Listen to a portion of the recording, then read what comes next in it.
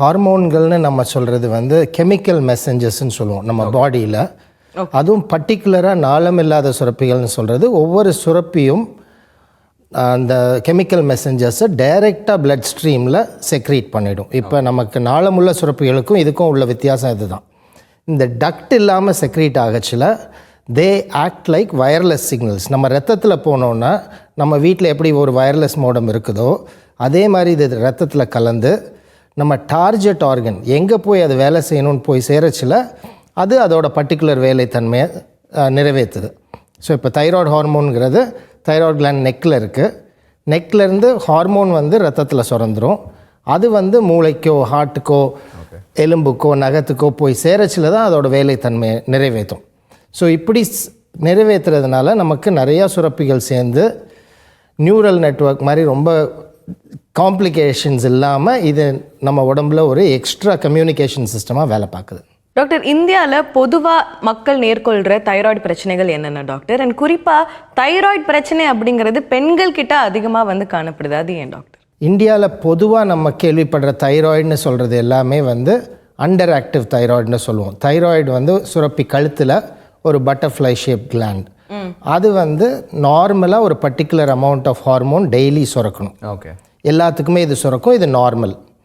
இது எப்போ அந்த சுரப்பி வந்து அதோட வேலைத்தன்மை செயல்படுத்த இயலாமல் இருக்கும்போது நம்ம ஹார்மோன் குறைபாடு ஏற்படுது. இதுதான் நம்ம ஹைப்போ தைராய்டிசம்னு சொல்லுவோம். இது பொதுவாக வெள்ளை அணுக்கள் பிரச்சனைனால வர்றது. முன்னாடிலாம் வந்து நீங்கள் பார்த்தீங்கன்னா 1960-70லலாம் லேடிஸ் நிறைய பேர் கழுத்து பெருசாக இருப்பாங்க. அது வந்து முன்கழுத்து கலலைன்னு சொல்லுவோம். அது காய்டர்ஸ். அது எதனால் வருதுன்னா அயோடின் டெஃபிஷியன்சினால் வந்துகிட்டு இருந்துச்சு. இப்போ அந்த இதே அயோடின் டெஃபிஷியன்சியை நம்ம ட்ரீட் பண்ணிட்டோம் அந்த சால்ட் ப்ரோக்ராம்னால். இப்போ வர்றது எல்லாமே வெள்ளை அணுக்கள். நம்ம உடம்பில் இருக்கிற வெள்ளை அணுக்களே நம்ம தைராய்டை எதிரின்னு நினச்சி அட்டாக் பண்ணிடுறதுனால தைராய்டு வேலை இழந்து செயல் இழந்து போயிடுது. அப்படி செயல் இழக்கச்சில் நம்மளுக்கு சில உடல் உபாதைகள் வரும். ஸோ இதுதான் ஹைப்போ தைராய்டிசம் சொல்லுவோம். இது லேடிஸ்க்கும் வரும், ஜென்ஸுக்கும் வரும். பட் எல்லா இந்த வெள்ளை அணுக்கள் பிரச்சனையே பொதுவாக காமனாக பெண்களுக்கு ஜாஸ்தியாக வரும். அது ஏன் வருதுன்னா நம்ம மரபு வழித்தன்மைனால் வர்றது. ஒரு வகையான மரபு வழித்தன்மை வந்து ஃபேமிலிஸில் வரும். அது லேடிஸு இந்த வெள்ளை அணுக்கள் எந்த பிரச்சனையாக இருந்தாலும் சரி, தைராய்டாக இருந்தாலும் சரி, முடக்குவாதமாக இருந்தாலும் சரி, எல்லாமே வெள்ளை அணுக்கள் பிரச்சனை. இது லேடிஸை 5 மடங்கு ஜென்ஸை விட காமனாக பாதிக்கும். இந்த காமனஸ்ட் ஹைப்போதைராய்டிசம்னு பார்க்கச்சில நமக்கு வந்து அப்படி நம்ம மெட்டபாலிசம் ஸ்லோவாகிடும். ரொம்ப குளிருக்கு கோல்டு இன்டாலரன்ஸ்னு சொல்லுவோம் ஆங்கிலத்தில். ஒரு ஏசி இருந்தால் எல்லோரும் நல்லா இருக்கச்சில் இவங்களுக்கு குளிர் ரொம்ப தெரியும். ஃப்ளூயிட் ரிட்டென்ஷன், கை கால் வீக்கம் வரலாம். காலையில் படுக்கையிலேருந்து எழுந்திருக்கச்சில் ஃபேஸ் வீக்கமாக இருக்கலாம். ரொம்ப டயர்டாகலாம். மெமரி லாஸ் வரலாம். ஹார்ட் ஃபங்க்ஷன், மூச்சு வாங்கலாம். இந்த மாதிரி நிறைய உபாதைகள் வரும். இது ஹைப்போதைராய்டிசமே கொஞ்ச நாள் ட்ரீட் பண்ணாமல் இருக்கச்சில் பீரியட் இர்ரெகுலாரிட்டிஸ் வரலாம். இன்ஃபர்டிலிட்டி, குழந்தை தள்ளி போகலாம். இந்த மாதிரி நிறைய ஒவ்வொரு சிஸ்டம்லேயும் தைராய்டு வந்து அதோட தன்மையை காமிக்கும். ஸோ ஹேர் லாஸ்லேருந்து கான்ஸ்டிபேஷன், மோஷன் போகிறது கஷ்டம் வரைக்கும் ஹைப்போதைராய்டிசம் காமனாக இருக்கும். இதுதான் நம்ம ஜென்ரலாக 90% தைராய்டு ப்ராப்ளம்னு சொல்கிறவங்க இருக்காங்க. இதை தவிர காமனாக இதுக்கு ஆப்போசிட் கண்டிஷனும் ஒன்று இருக்குது. தைராய்டு ஓவராக வேலை செய்கிறது. அது 2-4% வரும். அது வந்து இதுக்கு எக்ஸாக்டாக ஆப்போசிட்டாக உங்களுக்கு வெயிட் குறைஞ்சிட்டே போகும், பசி ஜாஸ்தியாக இருக்கும், ஒரு பதட்டம் வரும், படபடப்புத்தன்மை, வேர்வை, மோஷன் ஜாஸ்தியாக போகிறது, வெயிட் லாஸ் வரும். இதெல்லாம் ஹைப்பர் தைராய்டிசம்னு சொல்லுவோம். இந்த ஹைப்போ தைராய்டு வந்து வேலை செய்யாமல் போகிறது. ஹைப்பர் தைராய்டு வந்து ஜாஸ்தியாக வேலை செய்கிறது. நிறைய நேரம் என்ன ஆகும்னா நிறைய பேர்த்துக்கு தெரியவே தெரியாது. வெயிட் குறைஞ்சிட்டே இருக்கிறேன், ஒரு பதட்டம் இருக்குது, சைக்காட்ரிஸ்ட்டை போய் நின்றுட்டுருப்பாங்க. அந்த மாதிரி பேஷண்ட்ஸ் ஒரு தைராய்டு டெஸ்ட் எடுத்து பார்த்துக்கணும். ஸோ ஹைப்போ தைராய்டிசம் பற்றி ரொம்ப தெளிவாக எக்ஸ்பிளைன் பண்ணியிருந்தீங்க டாக்டர். அண்ட் இன்னொன்று வந்து என்னென்னா எண்டோக்ரைன், இந்த தைராய்டு, இந்த ஹார்மோன்ஸ், இதை பற்றிலாம் பேசும்போது எல்லாருக்குமே இன்னொரு விஷயம் ஞாபகம் வரும். அது வந்து ஒபிசிட்டி.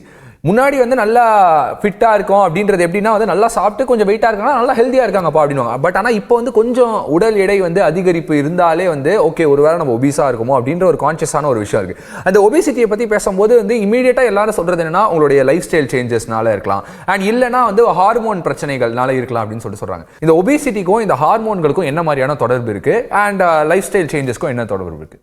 இது வந்து ஒரு நல்ல கேள்வி, பட் பெரிய கேள்வி. பார்த்தீங்கன்னா முதல்ல உங்கள் ஹார்மோன்ஸ் வந்து கரெக்டாக வேலை செஞ்சால் உடல் வெயிட் கரெக்டாக மெயின்டைன் ஆகும். ஓகே. இப்போ சில ஹார்மோன்ஸ் வந்து ஜாஸ்தி உடம்புல சுரந்தால் தானாக வெயிட் கூட ஆரம்பிச்சிடும். நம்ம கார்டிசால்னு கேள்விப்பட்டிருப்போம், ஸ்டீராய்டு. அது வந்து உடம்புலே நிறையா சுரக்க ஆரம்பிக்கும் போது நம்ம வெயிட் நிறையா கூடுவோம். அதே மாதிரி அது சுரக்காமல் இருக்கச்சில குறைவோம். இதே மாதிரி பிசிஓடி, இன்றைக்கி வந்து இந்த இன்சுலின் ரெசிஸ்டன்ஸ், பிசிஓடி, இந்த மாதிரி லேடிஸ்க்கு நிறையா வெயிட் போட்டுட்டு போகிறது நம்ம பார்க்குறோம். ஓகே. இதெல்லாம் ஹார்மோன் பிரச்சனைங்க தான். இந்த ஹார்மோன் பிரச்சனைகளில் ஒரு குரூப் ஆஃப் டிஸார்டர்ஸ் இருக்குது. இதுதான் நாங்கள் ஆஸ் அன் எண்டோக்ரைனாலஜிஸ்ட் ஒருத்தர் உடல் பருமன் ஜாஸ்தியாக வேகமாக வெயிட்டு கூடச்சில் நம்ம அதை முதல்ல எக்ஸ்க்ளூட் பண்ணிவிட்டு வைத்தியம் பண்ணுவோம். ஜென்ரல் காசஸ் ஆஃப் ஒபிசிட்டி, நம்ம இப்போ இந்த இது வியாதிகள் இல்லை, இவங்களுக்கு எல்லா டெஸ்ட்டும் பண்ணியாச்சு, ஹார்மோன் செக்ஸ் எல்லாம் நார்மலாக இருக்குன்னா தென் அடுத்த ஸ்டேஜ் வந்து ஜென்ரல் காசஸ் ஒபிசிட்டி. அது வந்து நம்ம லைஃப் ஸ்டைல்னால் வர்றது. ஓகே. இன்றைக்கி வந்து இந்த கடந்த 10-20 வருடங்களில் நம்மளோட லைஃப் ஸ்டைல் வந்து ட்ரமேட்டிக்கலி சேஞ்ச் ஆகிருக்கு.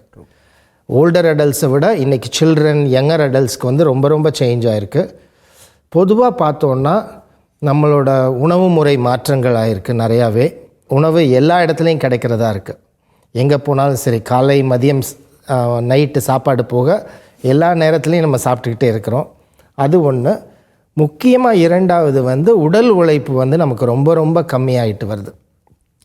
நம்ம ஒரு 20 வருடங்களுக்கு முன்னாடி போனோன்னா உங்கள் அப்பாவோ தாத்தாவோ போனால் ஒரு நாளைக்கு ஒரு பேங்க்குக்கு போகிறதோ போஸ்ட் ஆஃபீஸ் போகிறதோ நடந்து போய் ஒரு வேலை செஞ்சுட்டு வர்றதுக்கு உடல் உழைப்பு தேவைப்பட்டுச்சு. இப்போ நம்ம by touch of a button ஒரு கம்ப்யூட்டர்லேருந்து அந்த வேலையெல்லாம் முடிச்சிடுறோம். அது ஒன்று. மூன்றாவது முக்கியமானது வந்து நம்மளோட உடல் வேலைகள் எல்லாமே பளுவில்லாத வேலைகள் ஆகிடுச்சு. மெக்கானிக்கல் ஜாப்ஸ் ரொம்ப குறைஞ்சிடுச்சு. நம்ம சிட்டிங் ஜாப்ஸ் நிறையா பண்ணுறோம்.